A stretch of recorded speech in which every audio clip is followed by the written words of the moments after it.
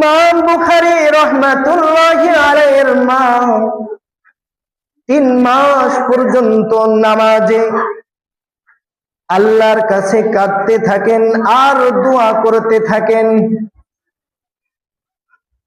ইমাম বুখারী রাহমাতুল্লাহি আলাইহির মা একদিন রাত্রে কাঁদতে কাঁদতে দোয়া করতে করতে রাত্রে বেলায় ঘুমিয়ে গেলেন।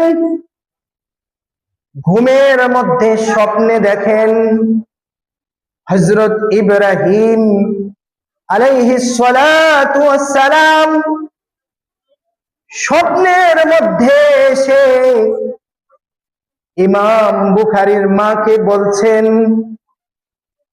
তোমার দোয়ার কারণে আল্লাহ রাব্বুল আলামিন তোমার সন্তানের চোখের দৃষ্টি শক্তি ফিরিয়ে দিয়েছেন। সুবহানাল্লাহ। সকালবেলা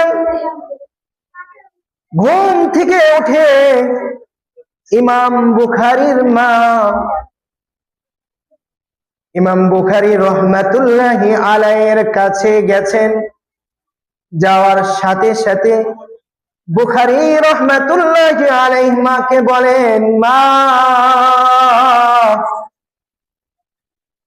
আল্লাহ রাব্বুল আলামিন আমার চোখের দৃষ্টি ফিরিয়ে দিয়েছেন। আমি এখন চোখ দিয়ে সব কিছু দেখতে পারছি। সুবহানাল্লাহ।